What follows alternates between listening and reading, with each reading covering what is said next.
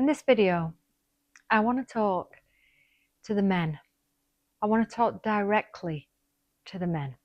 I want to talk to the men who have been incredible providers for their families for decades, who have moved mountains to ensure that their families have a roof over their head, more than a roof over their head, who have provided everything that their family needs at the cost of yourself. I want to talk to you because, first of all, I want to say thank you. Thank you for being that man that does what it takes, for having the tenacity, for having the depth of will and energy and power to do what it takes. Thank you. And I also want to say, it doesn't have to be this way. It doesn't have to be at the cost of you anymore. Because there's a pattern that's emerging, a pattern of men pleasing in order to have a small piece of peace. Guys, this is not the way to get the truth about peace, because here's what's happening. You please for a quiet life, and you get a quiet life for a short period of time, and then this loop starts again, and it feels like it's not enough. The complaining, the shaming, the blaming, and it then feels like, well, what else do you want? What else can I do? I keep changing. I keep doing this. I keep doing that course. What is it that will make you happy? And your wife probably doesn't know what will make her happy. I'm here to tell you what will make her happy. She is desperate for you to show up as your truth, for you to actually honor you as a man. Because she knows when you're going against your gut instinct, and she knows when you're pleasing her, and it feels so fucking icky in her body. It's unbelievable how icky it feels, because a true leader, the man that she desires, is one that knows right from wrong and is willing to stand for the truth at all costs, even if that means upsetting her, even if that means losing her. Because that man has self-respect and therefore is a magnet for respect. How many times have you said to your family, I'm not respected in this house? Nobody respects me. My word doesn't matter. Whatever I say, nobody listens. Guys, that has happened because you haven't honored your word to yourself. You've done things and said things and let things go that you knew weren't for the highest good of you, your family, or the world. And you've gone against your gut instinct because you thought you were doing the right thing, because for some reason you were that was a role model that you followed in your own household. Maybe you saw your father becoming a pleaser and under the thumb. That's another term used a lot. And you saw how the connection was really not authentic. If you are not showing up authentically, especially when it's tough to speak your truth, you're not giving your wife the opportunity to grow. Because in her discomfort of hearing your truth, she will feel, number one, this guy stands up for himself no matter what. I can respect that. Number two, he honors his word and follows through. Even if it's uncomfortable, I can trust him. And that will create security and safety in her. But most of all, she'll have a man who can lead, which means she can relax. She doesn't have to be the man and lead. She can be the woman in the relationship and be in her divine feminine and relax, because she knows he will honor his word, so she can trust you. And he respects his word to himself, so she can respect you. So she's safe. It's that simple.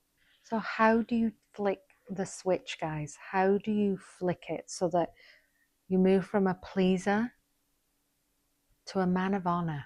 It starts with you getting to know what you really want. It starts with you going deep and asking yourself questions every time you make a decision. Is this in service to me first? Is this in service to my wife? Is this in service for the greater good of all? In that order. Because right now you've been making decisions around, is this good for everybody else? Is this good for my wife? And then is it good for me?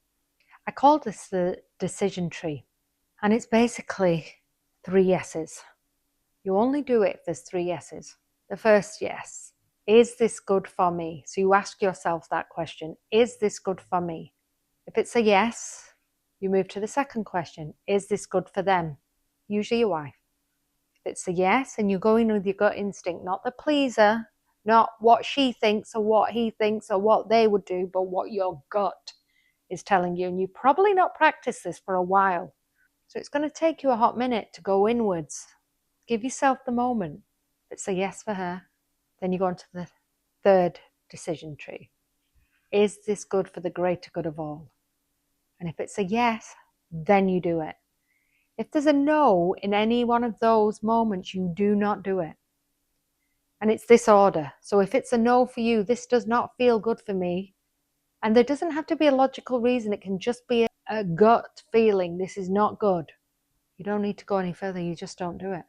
Because there is something innate in men that God created that means that when you honor your gut instinct and your word to yourself, you end up protecting everybody because you do an automatic calculation.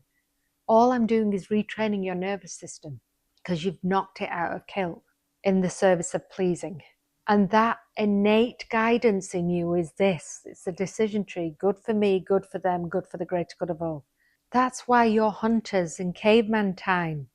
If you went out to hunt and you made a decision on, is it good for the greater good of all? Is it good for the family but not good for me? You'd be killed because you wouldn't be taking into account your own safety and security first. A hunter assesses his safety and security first, then he sees the kill. Is that good for the family? Is it a good size animal? Is it worth it? And then, is it good for the greater good of all? If this species is dying, is it worth me killing this one or that one? Do you see that? And we've moved away from it. And so as a result, we're having women out there doing the hunting and the men following behind, asking the women, is this the right one? Is it this one? Are you sure? And I'll wait for you to tell me. How ludicrous is that when I say it that way? And she's exhausted with carrying the weapons to kill because she hasn't got the physique in the same way that you are designed. And men are getting less and less healthy, and women are becoming more masculinated. And it's not good for anybody. So my beautiful men, this is not about naming or blaming or shaming. It's about giving you and delivering the facts of what happens in a demasculated, depolarized relationship, where either two of you are being the man and fighting, both in your masculine, or whether she is in her masculine and you've resided to your feminine. Not that there's anything wrong in your masculine or feminine, but when the balance is off, it plays havoc with you because you lose who you are with her because she's forced to be the provider, and because nobody wins in society because your children then learn that is the correct way for a healthy relationship. And you've probably learned that from your parents. And so we perpetuate the situation and it becomes a family history of one of 3 things. You either settle and become a yes man, you stray because you desire polarization so deeply, or you, the last S has just gone from my brain, just bear with me one moment, settle, stray, or separate, and you end up with a string of divorces. There is a 4th S, and I talk about this in my book, The Roadmap to Purpose, a guide for men who have it all.